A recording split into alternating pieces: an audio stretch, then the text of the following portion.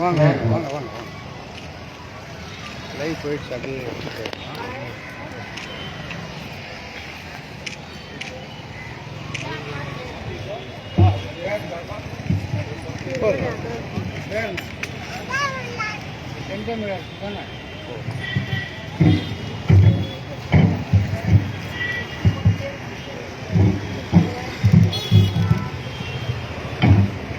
உலக ரவுடி அமெரிக்க ஏகாதிபத்தியமே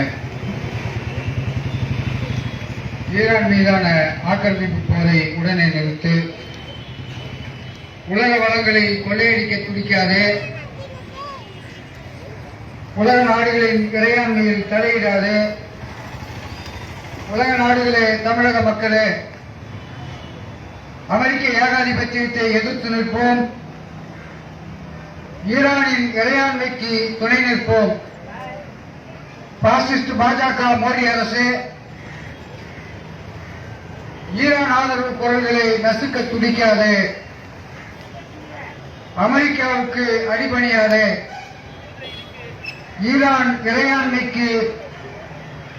ஈரானுடைய இறையாண்மைக்கும் மக்களுக்கும் ஆதரவாக நில் என்ற முழக்கத்தை முன்வைத்து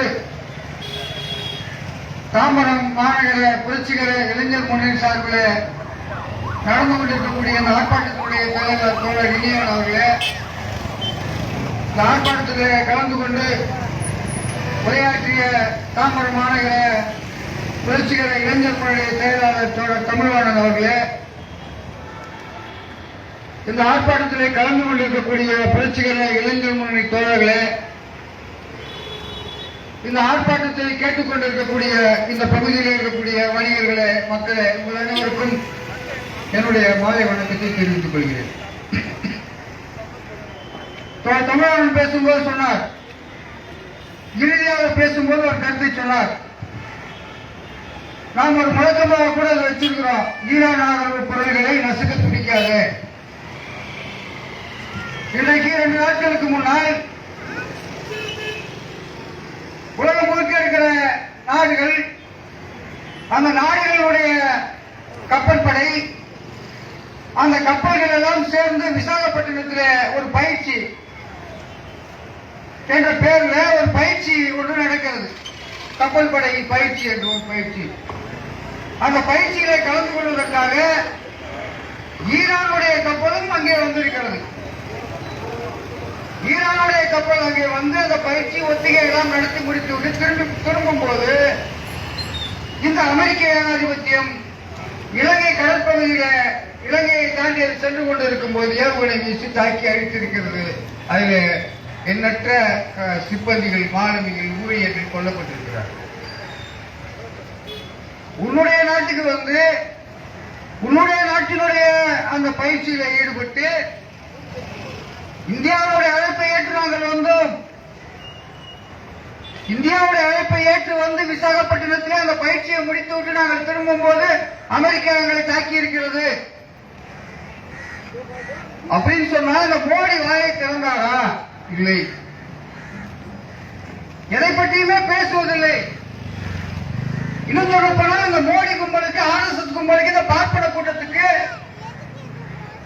உலகம் முழுக்க இருக்கிற மக்கள், காசா மக்களாக இருந்தாலும் சரி, ஈரான் மக்களாக இருந்தாலும் சரி, ஈராக் மக்களாக இருந்தாலும் சரி, யார் உயிரை இழப்பது, யாருடைய உயிர் பறிபோகிறது, இந்த கும்பல் தன்னை யார் தன்னுடைய எதிரியாக திரும்ப திரும்ப திரும்ப திரும்ப சொல்லிக் கொண்டே இருக்கிறதோ, யார் எதிரி இந்த கும்பல் சொல்வது, யார் எதிரி இந்த கும்பலுக்கு, RSSக்கும், சவார்கருக்கும், மோடிக்கும், அமித்ஷாக்கும் இந்த பாஜக கும்பல் யாரை எதிரியாக காட்டுகிறது?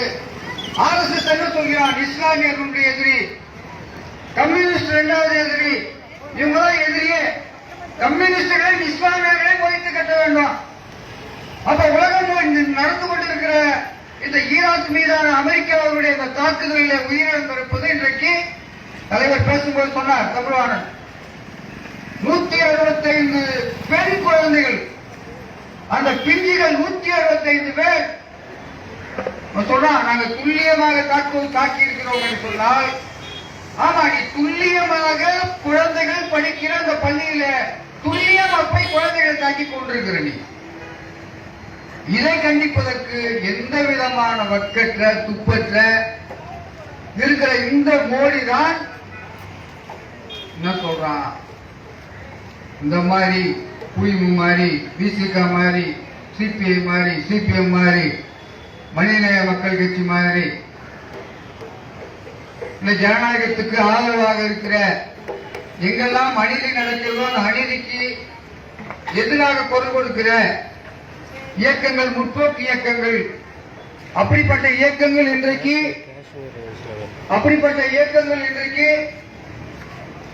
தொடர்ச்சியாக பல்வேறு நாடுகளிலே மக்கள் பாதிக்கப்படும் போது அதற்கு குரல் கொடுக்கிற இயக்கங்கள், கட்சிகள் ஈரானுக்கு ஆதரவாக போராடினால் அந்த போராட்டத்தை கண்காணிக்க வேண்டும். காவல்துறையும் சரி, உளவுத்துறையும் சரி, இந்த போராட்டத்தில் யார் கலந்து கொண்டிருக்கிறார்கள், யார் பேசுகிறார்கள், எத்தனை பேர் இருக்கிறார்கள் என்பதெல்லாம் கண்காணித்து ரிப்போர்ட்டை போட்டு அமித்ஷாவுக்கு அனுப்ப வேண்டும் என்று ஒரு செய்தி வந்திருக்கிறது. கண்காணிக்கணும். ஆமா, கண்காணிச்சுக்கங்க, எழுதிக்கங்க. இந்த செந்தமிழ் அரசு அக்யூஸ்ட் நம்பர் 1 பயங்கரவாதி, 2வது பயங்கரவாதி நம்ம தீர இந்த 165 பிஞ்சுகளுக்கு அஞ்சலி செலுத்திய தீரனும், செந்தமிழ் அரசியும், வெற்றி செல்வனும், இவங்கதான் நாளைய பயங்கரவாதிகள். ஆமா, நாளைய பயங்கரவாதி தான். ஏன்னு சொன்னா இஸ்ரேலிலே அந்த குழந்தைகளை 50,000 குழந்தைகள், இஸ்ரேல் காசால 50,000 குழந்தைகளை கொண்டா. 1 2 இல்ல, 50,000 இளம் பிஞ்சுகள் குழந்தைகள் கொண்டு அழிக்கப்பட்டார்கள் காசால. அப்ப நெதன்யாகு என்ன தெரியுமா சொன்னா, நாங்க எதுவும் குழந்தைகள் எல்லாம் கொள்ளல, நாங்க யாரை கொண்டோம்னா நாளைய பயங்கரவாதிகளை கொண்டிருக்கிறோம் அவன் பேசுறான். நாளைக்கு இவர்கள் வளர்ந்து நின்றால் யாரை எதிர்ப்பார்கள்? இஸ்ரேலை எதிர்ப்பார்கள், அமெரிக்காவை எதிர்ப்பார்கள், எங்களை எதிர்ப்பார்கள். எனவே முளையிலே நாங்கள் கிள்ளி விட்டால் அப்படின்னு பண்றாங்க. அந்த வகையில மோடியும் அமித்ஷாவும் சொன்ன மாதிரி குறிச்சிக்கங்க, காவல்துறைய நம்ம அரசியும் தீரனும், வெற்றி செல்வனும், இவங்க எல்லாம் A1 A2 A3 A4 நான் A5 இருக்கிறேன். இப்படி இந்த கும்பல் மக்கள் கொல்லப்படுகிறார்கள், மக்கள் அமெரிக்க ஏகாதிபத்தியத்தால் கொன்றொழிக்கப்படுகிறார்கள்.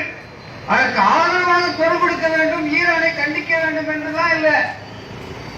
உடனே என்ன பண்றது, அப்படியே வாயை மூடிக்கொண்டு அமெரிக்காவுக்கு ஆதரவாக இப்ப கொஞ்ச நாளைக்கு முன்னாடி இஸ்ரேல் போயிட்டு டான்ஸ் ஆடிட்டு இஸ்ரேல் கடற்கரையில நின்று காத்து வாங்கிக்கின்னு காலை நினைச்சுன்னு வந்தாங்க மோடி.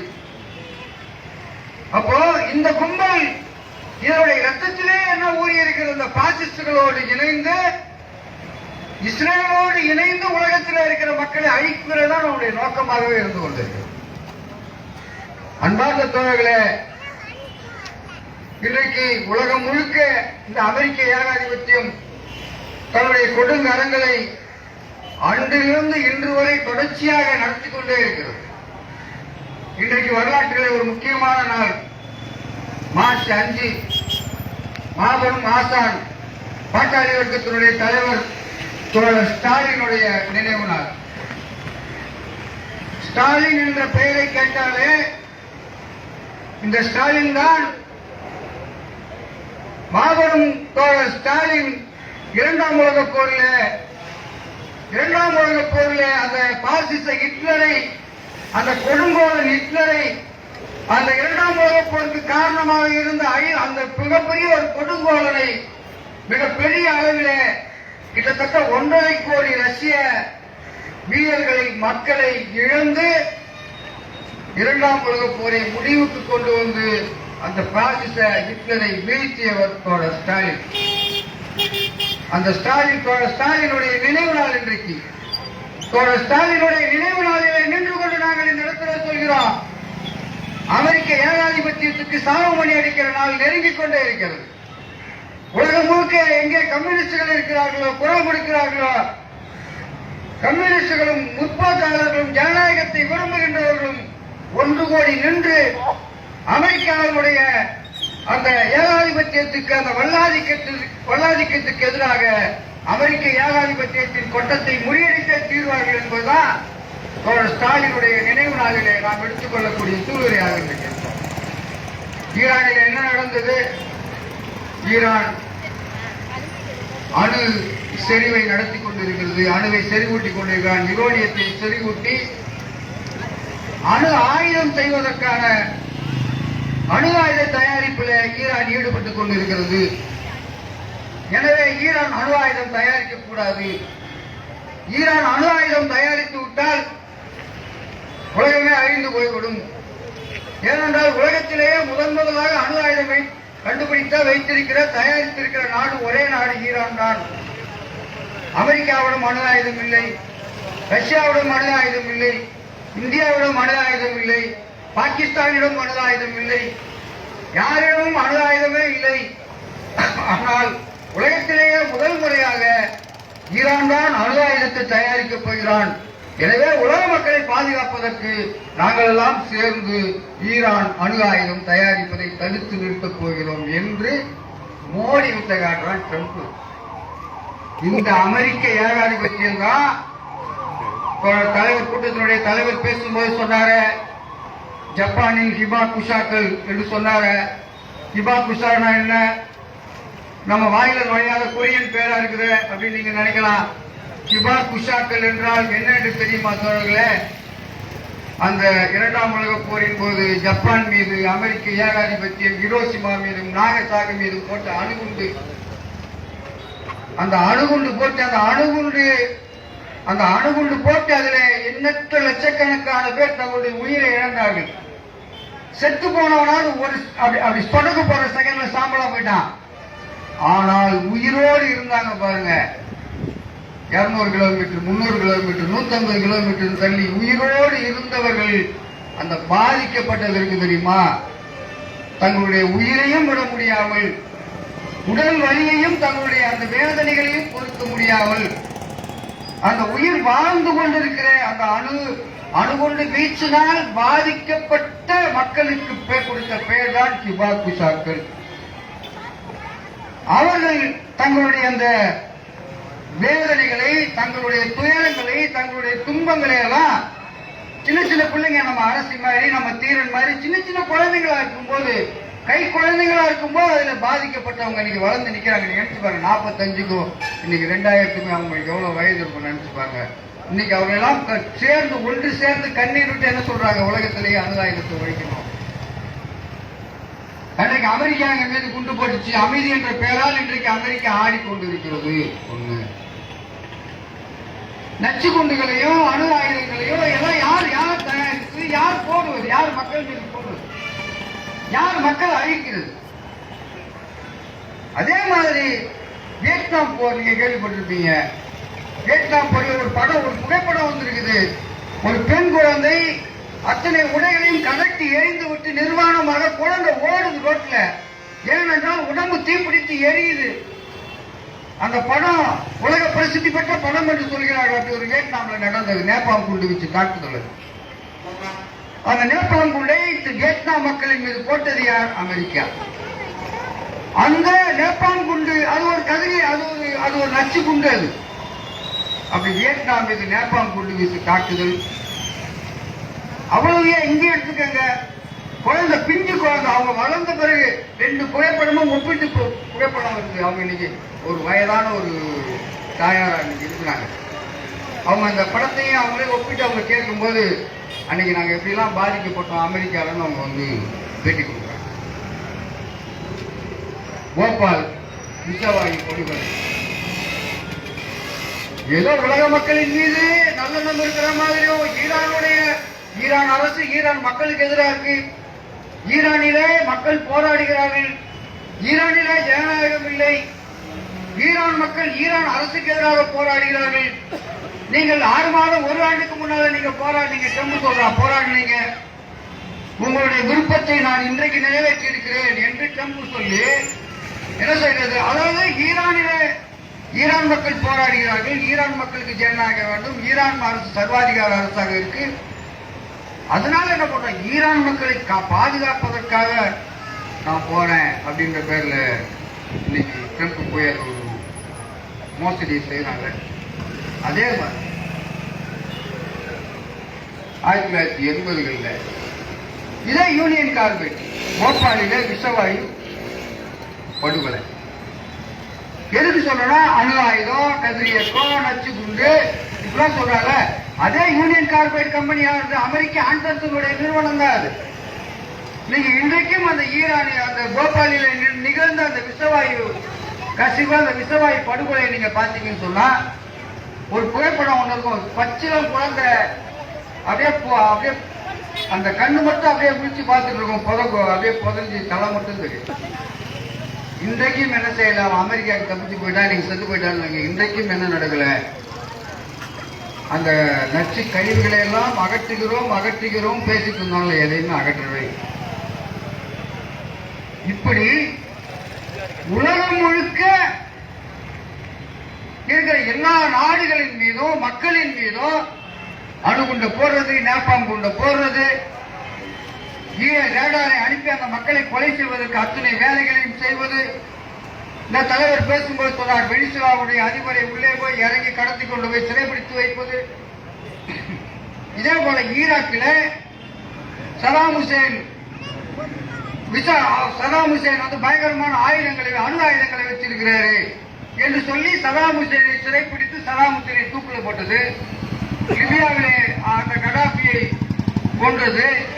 இப்படி முழுக்க பாத்தீங்கன்னா உலகம் முழுக்கவே இந்த அமெரிக்கா ஒரு உலக ரவுடியாக இன்றைக்கு அந்த நாட்டு மக்களையும் சரி, அந்த நாடுகளுடைய இறையாண்மையும் அழிக்கிற வகையிலே தான் அமெரிக்கா செயல்படும்.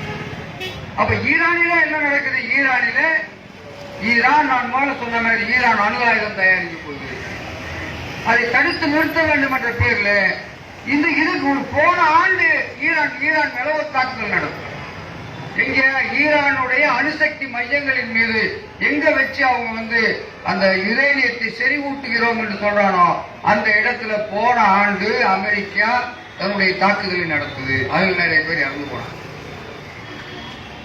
அப்ப இறந்து போனோடனே ஈரான் சொல்லுது, நாங்க அதுக்கு முன்னாலே என்ன பண்றோம், அவன் தாக்குதல் நடத்துறதுக்கு முன்னாலேயே நாங்க வந்து யுரேனியத்தை நாங்க வந்து வேற இடத்துக்கு பாதுகாப்பா மாத்திட்டோம். அடுத்து மீண்டும் இப்ப ஏழு பேச்சுவார்த்தை நடந்து கொண்டே இருக்குது. 27ஆம் தேதி பேச்சுவார்த்தை. என்ன பேச்சுவார்த்தை? சர்வதேச அணுசக்தி முதன்மையும் அமெரிக்காவும் ஈரானும் பிற நாடுகளும். நாங்க திரும்ப ஈரான் சொல்லுது, நாங்க வந்து எங்களுடைய மின்சக்தியினுடைய தேவைக்காக தான், மின்சார தேவைக்காக தான் நாங்கள் அணுசக்தியை பயன்படுத்துறோம், வேற எதற்காகவும் இல்லை. திரும்ப ஈரான் சொல்லுது. சர்வதேச அணுசக்தி முகமை வந்து மிகப்பெரிய அளவிலே ஆய்வு செய்து அதை தேடி பார்த்து ஈரான் அணு ஆயுதம் செய்வதற்காக அணுசக்தியை பயன்படுத்தவில்லை சர்வதேச அணுசக்தி முகமை சொல்லுது. ஆனால் ஈரான் அணு ஆயுதம் தயாரிக்கும் போது, ஈரான் அணு ஆயுதம் தயாரிக்கிறது என்ற பேர்ல 28ஆம் தேதி அந்த ஈரானுடைய அந்த தலைமை மதகுரு ஏவுகணை தாக்குதலால் படுகொலை செய்யப்பட்டது. அப்போ ஈரான் அணு ஆயுதம் தயாரிக்கிறது என்பதுதான் முதன்மை காரணமா? அதனால்தான் அமெரிக்காவும் இஸ்ரேலும் ஈரானை வந்து சின்னாபின்னப்படுத்துகிறதா, ஈரானை அழிக்கிறதா, ஈரான் மக்களை கொள்கிறதா, இல்லை ஈரானிலே ஜனநாயகம் இல்லை அதனால் போகிறதா? இல்லை தோழர்களே, அமெரிக்காவுடைய ஒரே நோக்கம் ஈரானிலே எண்ணெய் வளம் இருக்கிறது, மிகப்பெரிய அளவில் எண்ணெய் வளம் இருக்கு. அந்த எண்ணெய் வளத்தை தன்னுடைய கட்டுப்பாட்டில் கொண்டு வரணும். இப்படித்தான் 70களிலே ஈரான் தொடக்கத்தில் 1970களிலே ஈரானுடைய ஷா மன்னனுடைய ஆட்சி இருந்தது. ஷா மன்னனுடைய ஆட்சியை கவிழ்த்து விட்டு ஒரு ஆட்சி அடுத்து வந்தது. அந்த ஆட்சி ஒரு முற்போக்கான ஆட்சியாக வந்தவுடனே என்ன அறிவிச்சாங்கன்னு சொன்னா, நம்ம போன கூட்டத்தில் இதே இடத்துல வெனிசுலாக்கு ஆதரவா நம்ம பேசும்போது, வெனிசுலா எப்படி எண்ணெயை மற்ற நாடுகளுக்கு விற்பதற்கு அமெரிக்கா துடிக்கிறதோ தன்னுடைய எண்ணெயை, அப்ப வெனிசுலாவுடைய சாவேஸ் வந்த பின்னால் அவர் என்ன பண்ணாரு, எல்லா எண்ணெய் வயல்களையும் அரசுடைமையாக்கினார். எல்லா எண்ணெய் வயல்களையும் அரசுடைமையாக்கி தனியாரை அதிலிருந்து விலக்கி வைத்து அரசுதான் எல்லாவற்றையும் தீர்மானிக்கும் என்று வெனிசுலா செய்தது. அதே போல 70களிலே ஷாவினுடைய ஆட்சியை இறக்கி விட்டு வந்த அரசு எண்ணெய் வயல்களை அரசுடைமையாக்கி, அதற்கு எதிராக அமெரிக்கா தன்னுடைய சக்திகளை தூண்டிவிட்டு அங்கு ஆட்சியை தொடர்ந்தார். அப்போ இவருடைய நோக்கம் என்பது ஈரானுடைய எண்ணெய் வளத்தை தன்னுடைய கட்டுப்பாட்டுக்குள்ள கொண்டு வரும். ஈரானுடைய எண்ணெய் வளத்தை தன்னுடைய கட்டுப்பாட்டுக்குள் கொண்டு வர வேண்டும் என்பதற்காகத்தான். அப்படி கொண்டு வர வேண்டும் என்று சொன்னால் என்ன செய்கிறது? ஈரானினுடைய ஆட்சி அதிகாரத்தை தன்னுடைய கட்டுப்பாட்டுக்குள் கொண்டு வரும். ஈரானை தன்னுடைய கட்டுப்பாட்டுக்குள் கொண்டு வந்து அங்கே தனக்கு ஆதரவாக இருக்கக்கூடிய ஒரு பொம்மை அரசாங்கத்தை அங்கு நிறுவி தனக்காக என்ன பண்ணிக்கணும்? தன்னுடைய கட்டுக்கு எப்படி இப்போ வெனிசுலாவில் இன்னைக்கு சொல்றாங்க, வெனிசுலாவினுடைய அதிபர் வெனிசுலாவினுடைய மதுரோ அமெரிக்காவில் சிறை வைக்கப்பட்டிருக்கிறார். வெனிசுலாவினுடைய எண்ணெயை தன்னுடைய கட்டுப்பாட்டுக்குள்ள கொண்டு வர வேண்டும் என்பதற்காக ட்ரம்ப் ஒரு பக்கம். அப்போ இதனால என்ன நடக்கும்? ஈரானுடைய மொத்த எண்ணெய் வளர்த்தையும், எண்ணெய் மட்டும் இல்ல, எண்ணெயும் சரி, இன்னைக்கு நம்ம நிறைய வண்டி பூரா கேஸ்ல தான் ஓடுது. இந்த எரிவாயுவும் வரணும். அப்போ ஈரான் என்ன செய்யுது? ஈரானுடைய கடல் எல்லை, அந்த கடல் எல்லை அந்த இது வழியாகத்தான் எல்லா கப்பலும் வரணும். அப்படி சுத்தி போக முடியும். அப்ப ஈரான் என்ன பண்ணுது? தன்னுடைய கடல் எல்லையை மூடி விட்டது. இன்றைக்கு என்ன இருக்கும்? நிறைய ரொம்ப உலகத்தையே அப்படி சுத்தின்னு வரணும். அதனால் 1 மாதத்துக்கு மேல் கப்பல்கள் வரும், லேட் ஆகும். இப்ப நீங்க அமெரிக்கா போகணும் அப்படின்னா இப்போ பெரும்பாலும் எப்படி போகலாம்? துபாய் போயிட்டு துபாயில இருந்து போகணும் நடக்கும். ஆனா துபாயில இப்படி போக முடியாது. அப்போ வான் வழியாவும் சரி, கடல் எல்லை கடல் வழியும் சரி, எல்லாம் மூடப்பட்டுச்சு. அப்ப உலகத்தில் இருக்கிற எல்லா நாடுகளிலும் ஒரு பதற்றம் உருவாயிருக்கு. தலைவர் சொல்லும் போது சொன்ன மாதிரி விலைவாசி கூடிடும். எல்லாத்துக்குமே அடிப்படை பெட்ரோல் தான். பெட்ரோல் இல்லைன்னு சொன்னா வாகன போக்குவரத்து இருக்காது, சரக்கு போக்குவரத்து இருக்காது. சரக்கு போக்குவரத்து இல்லைன்னா பொருள் வந்து சேராது. பொருள் இப்படி அது ஒரு சுழற்சி மாதிரி. அப்போ ஒரு திட்டமிட்டு வேண்டும் என்று எல்லா நாடுகளும் பாதிக்கப்படும் சொல்லி விரிவா கட்டுரையில் எழுதுறாங்க. இந்தியாவுக்கு உள்ள பாதிப்பு, உலகத்தில் இருக்கிற ஒவ்வொரு நாடுகளுக்கும் என்னென்ன பாதிப்புன்னு லிஸ்ட் போட்டு சொல்லிட்டாங்க. பாதிப்பே இல்லாத ஒரு நாடு இருக்குது உலகத்துல. இதெல்லாம் எந்த பாதிப்பும் கிடையாது. அது எந்த நாடுன்னு சொன்னா அது அமெரிக்கா. ஏன்னு சொன்னா அமெரிக்கா எண்ணெய் விலைகளை வைத்திருக்கிறோம், அமெரிக்காவுக்கு எந்த பாதிப்பும் இல்லை. அப்ப பாருங்க, அப்போ தனக்கு எந்த பாதிப்பும் இல்லை.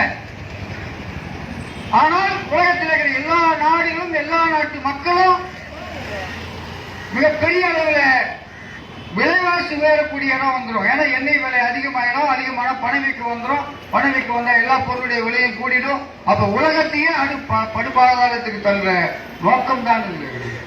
ஏதோ அணு ஆயுதம் வச்சிருக்கிறான், அதை பண்ணும் அப்படின்ற பேரு இல்ல. கொஞ்ச நாளைக்கு முன்னால 50% வரின்னு போட்டான். அப்ப இதுவும் ஒரு வகையில் நம் மீதான மறைமுகமாக இல்ல நேரடியாக நம் மீது, நம்ம உலக மக்களின் மீது திணிக்கப்படுகிற ஒரு நெருக்கடி. அப்ப இந்த நெருக்கடிகள் வரும்போது என்ன பண்ணோம்? எல்லாரும் சேர்ந்து நீங்க ஐயா போரிடாதீங்க, உலக நாடுகள் கெஞ்சணும், உலக நாடுகள் கெஞ்சணும்னு சொன்னா அதுக்கு பிறகு ட்ரம்ப் யோசிக்கணும் பண்றப்போ இவருடைய நோக்கம் என்ன வந்து சொன்னால், உலகத்தில் இருக்கிற இந்த துணைக்கண்டத்தில் இருக்கிற இந்த உலகத்தில் இருக்கிற இந்த எல்லா மக்களையும் நெருக்கடிக்கு உள்ளாக்க வேண்டும். அதன் மூலம் அந்த மக்களினுடைய வாழ்வாதாரங்களை கொள்ளையடிக்க வேண்டும்.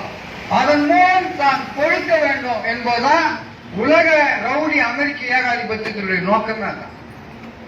அதனால என்ன பண்றான்? சாவேஸை கைது பண்றான், ஈரானுடைய மத குருவை வந்து கொலை பண்றான்.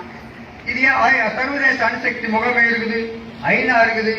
ஐநாவுடைய விதிகள் எல்லாம் லிஸ்ட் போட்டு சொல்றாங்க அறிஞர்கள் எல்லாம். ஐநாவுடைய விதியை கொஞ்சம் கூட மதிப்பதில்லை. ஐநாவுடைய விதியின் 2 படி ஒவ்வொரு நாட்டுக்கும் இறையாண்மை இருக்கிறது.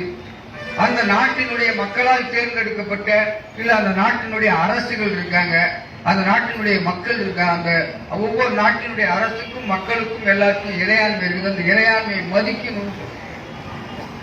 ஆனா எங்கேயாவது இந்த ட்ரம்ப் உலக நாடுகளுடைய இறையாண்மை மதிக்கிறானா? ஒரு நாட்டினுடைய தலைமை, அவர்தான் தலைமையாக இருக்கிறவரையே போய் கொலை பண்றான். வெனிசுலாவுடைய மதுரோவை வந்து கடத்திட்டு கொண்டு வரோம். அப்போ எல்லா நாடுகளுடைய இறையாண்மையை காலில் போட்டு மிதிக்கிறதா அவருடைய வேலை. அப்ப உலகத்தில் யாராவது தன்னை எதிர்த்து குரல் கொடுத்தால் நசுக்கி அழிக்க வேண்டும் என்பதுதான் அவருடைய நோக்கமாக இருக்கு. அப்போ ட்ரம்ப் வந்த பின்னால் என்ன பண்றான்? ஐநா, யூனிசெஃப், இது மாதிரி நிறைய நிறுவனங்கள் இருக்குல்ல, உலகம் முழுக்க இருக்கிற ஒரு சர்வதேச தொண்டு நிறுவனங்கள் போன்று இருக்கிற இல்ல மனித உரிமை அமைப்புகள் போன்று இருக்கிற அமைப்புகள் அத்தனையும் என்ன பண்ணிட்டான் ட்ரம்ப் வந்து எல்லாவற்றையும் காலாவதியாக்கி விட்டான். இப்ப நம்ம போய் யாரிடம் போய் இந்த அமெரிக்காவினுடைய இந்த வல்லாதிக்கத்தை நிறுத்தணும், அமெரிக்காவினுடைய இந்த அட்டூழியத்தை தடுத்து நிறுத்த வேண்டும் என்று உலக மக்கள் உலக நாடுகள் யாரிடம் போய் கோரிக்கை வைப்பது? ஐநாவிடம் போய் கோரிக்கை வைக்கணும்னு சொன்னா ஐநா இன்னைக்கு என்னவா இருக்கு? ஐநாவே அமெரிக்காவினுடைய எடுபடியாக தான் ஐநாவே இருக்கும்போது அப்ப அந்த போர்ல பாதிக்கப்பட்ட மக்களுக்கு ஒரு உதவிகளை செய்ய வேணும், யூனிசெஃப் வரணும், தொண்டு நிறுவனங்கள் வரணும், அந்த மக்களுக்கு கொண்டு போய் கொடுக்கணும்னு சொன்னா அப்ப அது யாருடைய கட்டுப்பாடு இருக்கு? காசால நம்ம பார்த்தோம்ல, அங்க போய் அந்த மக்கள் அந்த போர்ல பாதிக்கப்பட்ட அந்த பிஞ்சுகளுக்கும் அந்த மக்களுக்கும் உணவு கொடுக்கிறதுக்கு ஒரு நிறுவனங்கள் போனா அதை எப்படி தடுத்து நிறுத்த அழிக்கிறான் நம்ம பார்த்தோம்ல. அப்ப சர்வதேச அளவில் ஒரு நாடு, ஒரு மக்கள், ஒரு இறையாண்மை, அந்த மக்கள் அந்த பாதிக்கப்படுறாங்க ஒரு அமெரிக்க ஏகாதிபத்தியத்தால் நசுக்கப்படுறாங்க, அழிக்கப்படுறாங்க, போரினால் அந்த மக்கள் கொல்லப்படுறாங்க, வீடு எல்லாத்தையும் இழந்துக்கிறாங்க. அப்ப அதுக்கு காரணமாக இந்த அமெரிக்க ஏகாதிபத்தியம் இருக்கு. அவருடைய அடியாள் படைய தலைவர் சொல்ற மாதிரி இன்னைக்கு இஸ்ரேல் இருந்துட்டு இருக்கான். அவருடைய தொண்டரடி பொறியால் வர நம்மால் மோடிக்கிறான். எது சொன்னாலும் வாயை திறக்க மாட்டான். அப்ப இப்படி இருந்து கொண்டு உலக ரவுடி ஏகாதிபத்தியம் அவருடைய அடியாளாக இருக்கிற நெதன்யாகு அவனுக்கு சேவகம் செய்கிற மோடி என்கிற இந்த கும்பல் என்ன பண்றான்? எதை பற்றியும் கவலையில மக்களை வந்து அடிமைப்படுத்த அவன் எப்படி எண்ணெய் வளத்துக்காக அவன் உலக வளங்களை கொள்ளையடித்து குறைத்துக் கொண்டிருக்கிறானோ, மக்களை கொலை பண்றானோ, அதே மாதிரி இங்க இருக்கிற இந்த பாசிஸ்ட் மோடி அரசு என்ன பண்றான்? இங்க இருக்கிற மக்களை, தேசிய மக்களை, இந்த மக்களுடைய வாழ்வாதாரங்களை, இந்த மக்களுடைய வாழ்க்கையை, இந்த மக்களுடைய ஒவ்வொரு தேசிய மக்களுடைய மொழிய அந்த தமிழ்நாடு தமிழை அழிக்கிறது, ஒவ்வொரு மொழியும் அழிப்பது, மொழி அழித்தா என எழுந்தது சொல்றோம். இப்படி மொழியை அழிப்பது, வளத்தை அழிப்பது, கல்வியை ஒழிப்பது, மருத்துவத்தை ஒழித்து கட்டுவது, ஒரே ஒரே ஒரே ஒரே என்று ஒற்றை தேசத்தை உருவாக்குறதுக்கான இது இல்ல. நேற்று கூட நேற்று நடந்த விஷயம் திருச்சியில நடந்தது. இப்ப இருக்கும் ஈரானுக்கு என்ன சம்பந்தம்? ஆமா இருக்கு, என்ன இருக்குது? ஒரு ஒற்றை தேசத்தை, ஒரு ஒற்றை துருவத்தை அமெரிக்கா எப்படி ஒரு ஒற்றை உலகத்திலேயே அன்றைக்கு சோவியத் யூனியன் இருந்த போது உலகமே ரெண்டு முகாமாக இருந்த போது தோழர் லெனினும் மகத்தான தோழர் லெனினும் ஸ்டாலினுடைய தலைமையில எப்படி வந்து அப்படியே நடுங்கி நடுங்கி இருந்தான் அமெரிக்கா. அப்ப எப்படி வந்து இரு துருவ அரசியலாக இருந்தது. ஆனால் ஒரு ஒற்றை துருவத்தை நீங்க மாற்றி கொண்டு வந்துட்டான். ஒரு ஒரே ஆள். அதே மாதிரிதான் இங்கே இந்த மோடி, இந்த RSS, இந்த பாஜக, இந்த கும்பல் ஒரு ஒற்றை தேசியம், ஒரு ஒற்றை ராஷ்டிரத்தை, ஒரு இந்து ராஷ்டிரத்தை, ஒரு பார்ப்பன தேசத்தை எல்லாவற்றையும் அழைத்து விட்டு அதை உருவாக்குறதுக்கு நிற்கிறான். அதனுடைய ஒரு தான் நேற்று திருச்சியில பார்த்தோம். திருச்சியில ஒரு ரயில்வே அலுவலகத்துல அங்க ஒரு பேர் வச்சுக்கிறான். ஏதோ எங்க அப்பா என்னை மண்டையில அடிச்சு சின்ன வயசுல நான் வேணாயான்னு சொல்லும் போது எங்க அப்பா கிட்ட போய் ஹிந்தி கற்றுக்கிட்டு வாத்தியாட்ட விட்டு எனக்கு இந்த இன்று போய் நாளை வாழ ரகுதாத்தா அப்படின்னு படிச்ச மாதிரி நானும் ரகுதாத்தான்னு கொஞ்சம் படிச்சேன். அதுல என்ன போட்டுக்கிறான்? கர்த்தவிய துவார் அப்படின்னு எழுதிக்கிறான். சொல்றது புரியாது. இந்த கர்த்தவிய துவார்ன்றது ஹிந்தியில, இங்கிலீஷ்ல, அப்புறம் தமிழ்ல கர்த்தவிய துவார் அப்படின்னு எழுதிக்கிறான். உண்மையிலே ஹிந்தி தெரிஞ்சவனுக்கு துவார் அப்படின்னா என்ன அப்படின்னு கேட்டா, நீங்க கூட கூகுள்ல வச்சிருப்பீங்க டிரான்ஸ்லேஷன்ல துவார் அப்படின்னு. துவார்னு இங்கிலீஷ்ல டைப் பண்ணி மீனிங் கேளுங்க, சொல்லும். துவார்னா துவாரம் அப்படின்னு காட்டும், அப்படின்னு வரும். துவாரம்னா என்ன? ஓட்டை இல்லையா? அப்ப துவாரம்னா ஓட்டை, கடமை ஓட்டைன்னு பேர் வச்சுக்கலாம். ரயில்வேனுடைய கடமை ஓட்டை. உண்மையிலே அதை விட்டுக்கலாம். கடமை ஓட்டை, கடமையிலிருந்து தவறியவன் ரயில்வே. ஆமா, நீ தவறியவன் தான், உன் கடமையிலிருந்து தவறியவன் தான் ரயில்வே. பாக்குறோம்ல இந்த யூனிட் 12வது பரிசு நடக்குது, 10வது பரிசு நடக்க போகுது, வேலைக்கு போனோம். என்ன பண்றான்? பீச்சில இருந்து செங்கல்பட்டு போற ட்ரெயின் எல்லாம் எக்மோர்ல வேலை நடக்குதுன்னு மொத்த ரயிலில் பாதி ரயில போற நிறுத்தினான். மக்கள் பூரா தவிக்கிறாங்க. அப்ப தன்னுடைய கடமையிலிருந்து தவறிய ரயில்வே, தமிழ்நாட்டுக்கு எந்தவித நலத்தட்டுகளையும் கொடுக்க தவறிய ரயில்வே, எதுவுமே இல்லை. அப்ப என்ன இருக்குது? கர்த்தவிய துவாரம். அப்ப ஓட்டை கடமை தவறியவன் நம்ம துவாரத்துல போச்சு. அப்ப துவாரம் ஓட்டை, அந்த ஓட்டைக்குள்ள போயிட்டான். அப்ப அவன் என்ன சொல்றான்? கடமை நுழைவாயிரம், கடமை வாயில். அப்போ எல்லாவற்றிலும் இந்தி, சமஸ்கிருதம், ஒரு ஒற்றை மொழியை, ஒரு ஒற்றை தேசத்தை, இந்திதான் இந்தி நோக்கம் இல்ல, சமஸ்கிருதத்தை கொண்டு வரணும். அதான் முடியும். அப்போ ஒரே நாடு, ஒரே தேர்தல், ஒரே உணவு, ஒரே மொழி, ஒரே கல்வி, ஒரே ஒரே ஒரே போலீஸ், ஒரே சட்டம், ஒரே உணவு என்ற பேர்ல, ஒரே ஒரே என்ற பேர்ல இவன் எப்படி ஒரு ஒற்றை தேசத்தை, ஒரு ஒற்றை ராஷ்டிரத்தை, ஒரு இந்து ராஷ்டிரத்தை, ஒரு சனாதன பாசிசத்தை கட்டமைப்பதற்காக இந்த RSS பாஜக மோடி கும்பல் நிற்கிறதோ, அதே போலதான் அமெரிக்க ஏகாதிபத்தியம் ஒரு ஒற்றை துருவ அரசியலை நிறுவுவதற்கு உலகம் முழுக்க தான்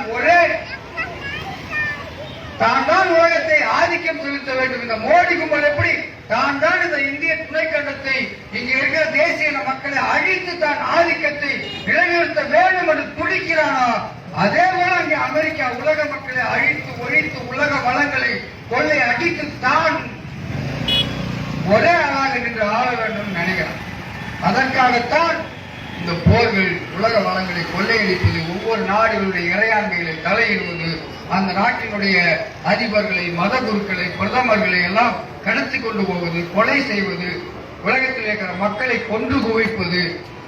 எங்களை மாதிரி வயசானவங்களை குண்டு போட்டு அழிச்சுட்டா கூட முடிஞ்சு போச்சு, அதே கதை. ஆனால் பிஞ்சு குழந்தைகளை, காசாவில் 50,000 குழந்தைகள், இங்க இருக்கிற பெண் பிஞ்சு குழந்தைங்க 125 பேர். ஆனா சொல்றாங்க, நாளைய பயங்கரவாதிகளை நாங்கள் கொன்றோம் அப்படின்னா, இன்றைக்கு மட்டுமல்ல நாளைய தலைமுறையும் அழிக்க வேண்டும் என்ற நோக்கத்தோடு இன்றைக்கு இந்த கும்பல் உலகத்தை ஆட்டி படைத்துக் கொண்டிருக்கிறது. ஆனால் நான் தொடக்கத்திலே சொன்ன மாதிரி மகத்தான ஸ்டாலினுடைய நினைவு நாளிலே இன்று நாம் சூழ்நிலைக்கிறோம். இந்த ஏகாதிபத்திய இந்த கும்பல் உலகம் முழுக்க இருக்கிற பாட்டாளி வர்க்கத்தினுடைய, உலகம் முழுக்க இருக்கிற முற்போக்கு ஜனநாயக சக்தியினுடைய, இடது சக்திகளினுடைய, அந்த மக்களினுடைய ஒற்றுமையின் மூலமாக அழித்தொழிக்கப்படும் என்று கூறி, வாய்ப்புக்கு நன்றி கூறி விடைபெறுகிறேன். நன்றி, வணக்கம்.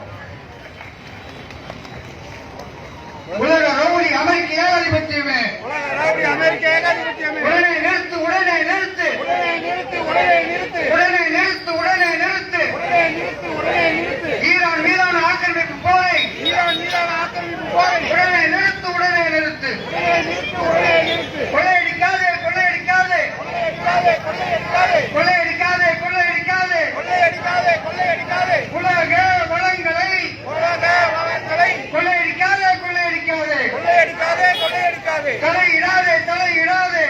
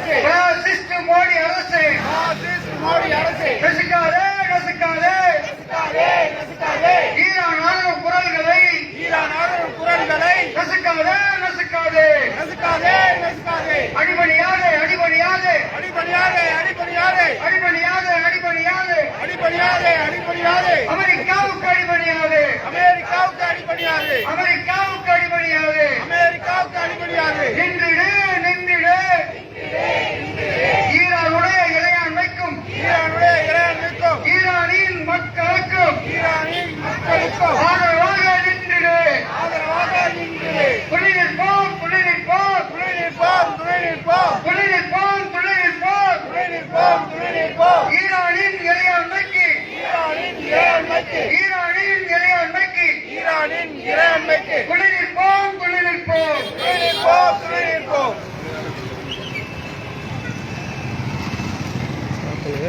அன்பாத தோழர்களே, இதுவரை இந்த ஆர்ப்பாட்டத்திற்காக பொறுமை காத்து நம்முடைய